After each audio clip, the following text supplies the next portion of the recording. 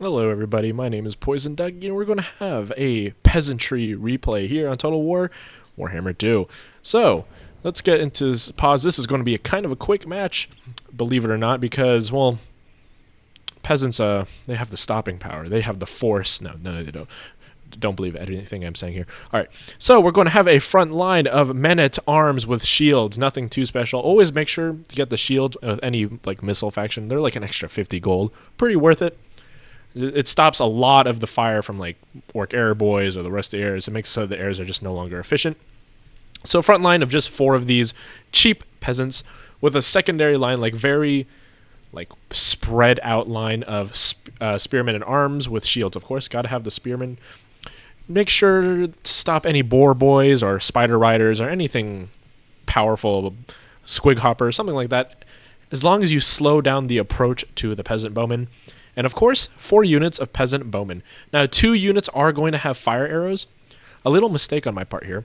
I should have brought the pox arrows, because fire arrows, I mean, they do have marginally more missile damage. Look, it's 24 here versus 20. It's for the price increase, it's really not worth it. But I did have this. I have this build like cookie cutter. I went into the what's it called, the custom battles, and I pre-built this army, and I ended up having 2 fire arrows in it, and I forgot to take them out. But in this case, if you guys want to know, don't take fire arrows against the greenskins, take pox arrows. Much more efficient, much better. So that's my infantry corps. And like, hey, Ducky, where's your cavalry corps? Oh, that's right here. Everybody in the forest, very powerful. 2 Knights of the Realm, can't go well without them. Anti-large armored and shielded, very great Bretonnian knights in the forests. And I think this map, look, it's quite a nice map. Not only that, we got to see the fields that the peasants plow. Speaking of peasants, I'm going to have 1 unit here in the forest. They're sneaky peasants. They're powerful. They're mad. As the greenskins come to take their fields, the peasants armed with their little shovels, they'll get the job done, said somebody. That, not me, by the way. And back over here, we're going to have some of the regiment renowned, the Knights of the Lionheart. Really good anti-large. They have magical damage. Pretty nice.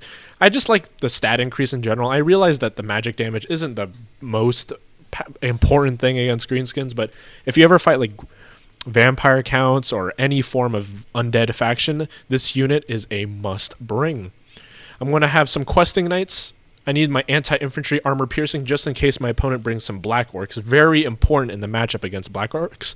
So questing knights, Knights of the Realm, and yeah, cheap. I don't bring any Grail Knights, Grail Guardians, because they're just a bit too expensive for the price. Like you don't need very good cavalry when playing as Bretonnia. You just need cavalry that can, if it hammers any unit from the back, they'll feel it. And of course, I'm going to have the Defenders of Fleur de Lis, which are just a frenzy version of Knights Errant.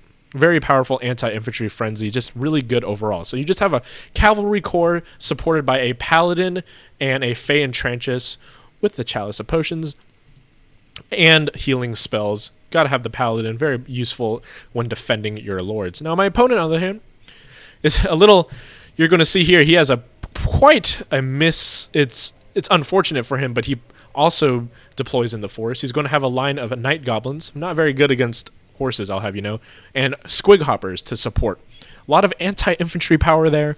Very powerful if I put some peasants in here, but unfortunately I don't. And he's going to have a front line of savage orc biggins. Now, savage orc biggins are an interesting choice, to say the least. They're just not good against large armored units. They're kind of like slayers. Very high weapon strength and a bonus versus large. But the problem is very little armor piercing. You can literally see it right here. 13. It's just not good enough. You need black orcs. You need, well, he does bring the Ragnarok Queen over here. You need some sort of heavy hitting armor piercing anti-large unit. So you need the Broken Tusk Mob. You need some trolls possibly. You need the Rusty Errors if you don't bring them, and I don't believe my opponent does. He's going to have some goblins, cheap goblins on each side, some orc, the biggins, as I said earlier, and some goblin archers along with the Ragnarok Queen and the mighty Grimgore himself. Everyone knows he's kind of a meme. Not very fantastic, and you'll see why here. And a Night Goblin Shaman bringing that little Wah spell book. With the armies out of the way, let's get into the battle. Over here on the left flank, I realize instantly, you just deployed some squigs versus some knights, and you will see the reckoning of the forest gobos getting charged. Now I realized I need to get the lances into the, I use my anti-infantry versus the infantry, and we can just see a charge here. And the goblins go flying. God, Bretonnian cavalry. But there's two human factions that I like, the Empire and Bretonnia, and I definitely pick Bretonnia over Empire every single time. I'm much more of a peasant killer myself, with knights at the ready. Ah, God, medieval France. So I get my anti-large units into the squigs, and you can see 1 minute in, and the squigs are already off the battlefield. 2 units of squigs here, a 3rd unit of squigs over there. And I use my anti-infantry units to charge into the Night Goblins, and this entire left flank was crumped, even though they're the Greenskins. We do the hammer anvil charge with the spearmen holding and the swordsmen holding the front line, and we actually charge. I'm going to charge my anti-infantry and stuff into the Arachnarok Queen just to get it stuck. And as I do that, I'm going to get the anti-infantry units out of there, and I'm going to bring my anti-large units, my Knights of the Realm. Now, interestingly enough, the Knights of the Realm don't have very good armor-piercing values, while the Ragnarok Queen definitely has high armor. I believe it's one of the most armored units in the game at 150, so it's not very efficient, but it's really my only means of damaging the Queen effectively, other than some archers. My frontline engagement gets completely destroyed by these savage orc biggins, which is not it's really to be expected, but because of the way I deployed my archers, if you watch my dark elf videos and you see I deploy, I make sure the archers run in different directions, and then the archers that are not being chased can do overwatch fire into the orc biggins. Now, orc biggins do not have shields, unlike normal orc boys, and will take a lot of damage from any sort of arrow or projectile fire. In fact, they're losing. This unit has been crumped, while this unit is getting shot from all angles and being held back by a spearman at arms. Peasants doing the job, holding the line while fire gets into the flanks, and that's actually a gone savage orc biggin. Now, Grimgor himself is going to charge in the battlefield and take out some peasants. All the peasants in the world versus Grimgor really can't touch him with 120 armor. You're going to need some foot squires to take that guy. But I didn't bring any. And he's going to finally pop the wall, which is an interesting choice, as most of his units are already gone. And the Night Goblins are going to have a resurgence. It's going to be the second wind of the Greenskins. Greenskins are very well-known low leadership factions. I suppose Bretonnia is a low leadership faction themselves, but I'm just going to use... excuse me. My knights do get routed by the Ragnarok Queen, as the Ragnarok Queen is a anti-large specialist as well. And look at all these horse bodies. It's a shame for Bretonnia losing all these knights. But the Ragnarok Queen is really the only threat left on the battlefield. All infantry, all his goblin archers, along with normal goblins. Goblins with spears and shields do not have an anti-large bonus, strangely enough, even though they have spears, and they don't have charge bonus against charge defense against large. So they're actually more like peasants than anything. Now, Grimgor is going to do his job smacking into my peasants, but at this point, I really don't mind. And you get to see the mighty peasant mob charging. Oh, God, peasant mob. Oh, and they're going to turn around here. They realize it's not really worth it, but charging off of goblins. You know it's bad if you get chased by peasant mob. And they didn't actually take that many hits. They have 39 kills. That's a peasant mob if I've seen one. By the way, guys, peasant mob costs 100 funds. So, like... just if you have any extra funds, don't upgrade your units. I always just get to bring a peasant mob. In fact, I only brought one because I had like 100 funds exactly.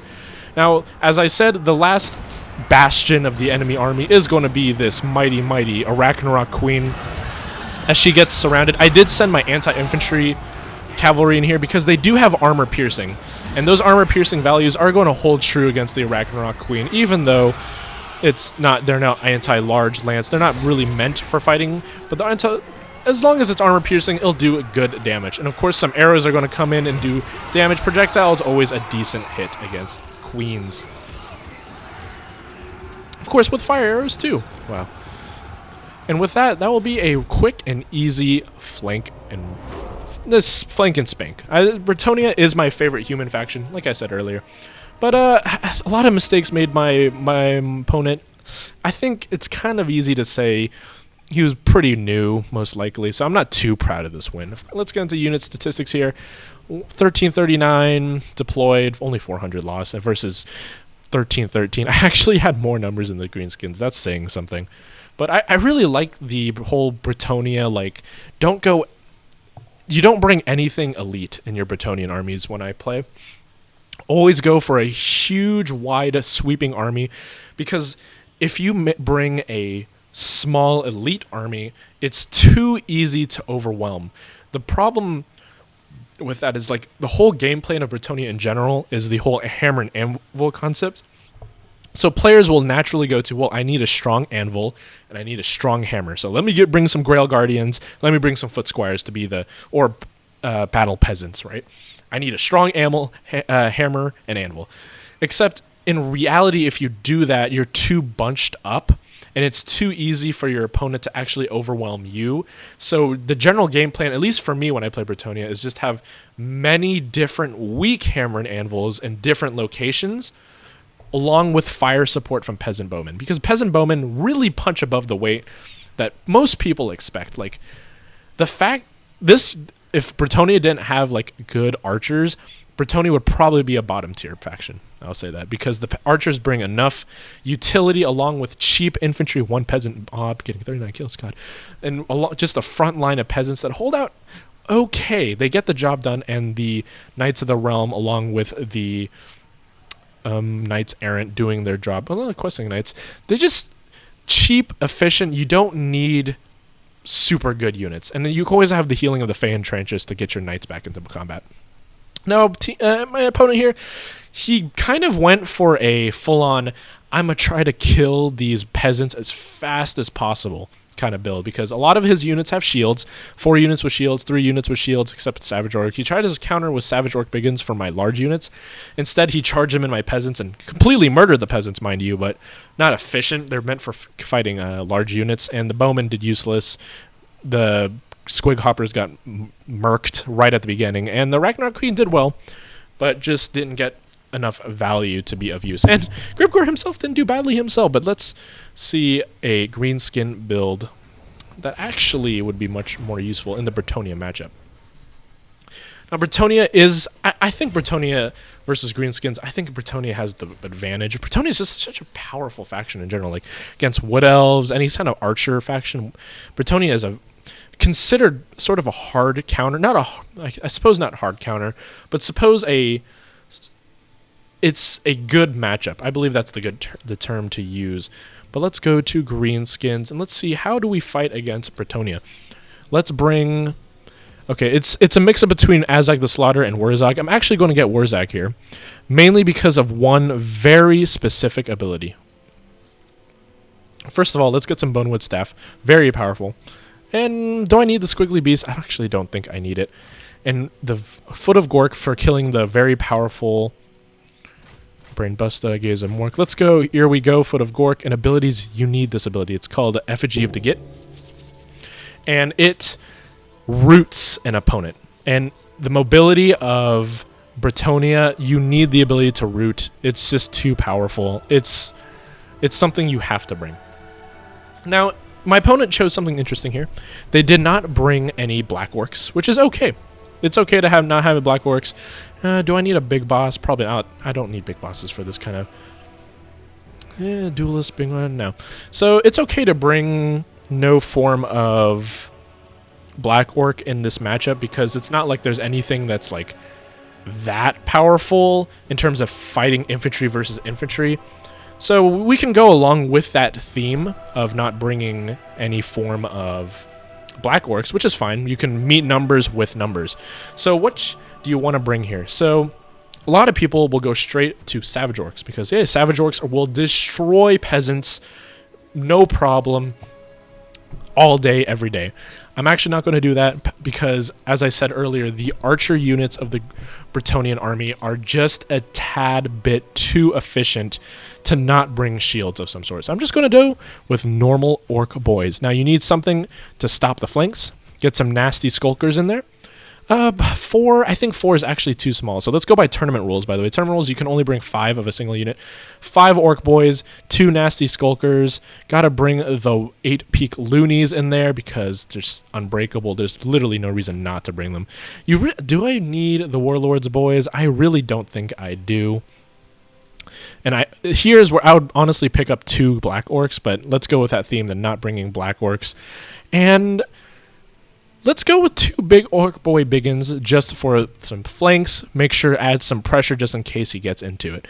Now, how are we going to stop this onslaught of horse cavalry getting into you? Use the rusty arrows combined with some orc arrow boys to apply the pressure you need against the cavalry so that he can't just circle around your flanks forever. Make them force you to get into it. And that's what the nasty skulkers with their smoke bomb. The smoke bomb reduces the speed massively and charge damage given by cavalry or all units in general. So you're going to have 2 units. Actually, I would argue against the matchup, I would bring 4 units of nasty skulkers to get them. 2 orc biggins to try to stop them. So we do have, even though they're not armor piercing, they'll do a decent amount of damage. And here comes the different pick. I'm going to definitely get Broken Tusk Mob because they are very efficient in this matchup. And I'm going to go for 2 Forest Goblin Spider Riders. Now, why is Forest Goblin Spider Riders? They have mass and they can pin down the enemy forces. Pinning down cavalry is a ability that is so underrated in the matchups against Bretonnia. Because you may not want to, like, for instance, they won't do well against the cavalry, but they'll pin them down so the orc biggins will get into them. So you're going to use the smoke bomb. You're going to use the forest goblin spiders to get into the flank while they charge into the nasty skulkers. And because they're so slowed, the orc boy biggins get into them while the orc arrow boys can be firing into them. So it's a lot of value here. And because greenskins are known for their infantry, you will be winning the frontline engagement with just orc boys. Orc boys plus the Wa, you will win the frontline engagement. You don't need to spend much on the front line. Goblins, not quite. So you have a front line of 5 orc boys and the 8 peak loonies. You can actually use the biggins as a part of the edges of the front lines, but make sure they're closely followed behind by skulkers. And of course, having the arrow boys in the back defended by some forest goblin riders with the hard-hitting force of the Broken Tusk Mob. So I think this is a pretty decent build right here. Make sure to count numbers. Your infantry will obviously be better than Bretonnian infantry. You should win the front line every single time. The only problem is the cavalry, and that's what the plethora of nasty skulkers plus biggins, and the reason you obviously pick the rusty arrows is because armor piercing values are just not the forte of greenskins, especially if you want to go with the black orc setup. So you pretty much, and it's not one, you have to bring the rusty arrows because the armor sundering projectiles that they bring get some volleys into the cavalry so that your biggins can be efficient in this matchup. And of course, you can always use Effigy of the Git to stop them. If they bring something like Grail Knights, Grail Guardians, really high value, Effigy of the Git them, rear charge them with Broken Tusk Mob, get some fire into them with Arrow Boys, get maybe some biggins in there, that Grail Guardian is gone. Alright guys, thanks for watching the video. I hope you liked it.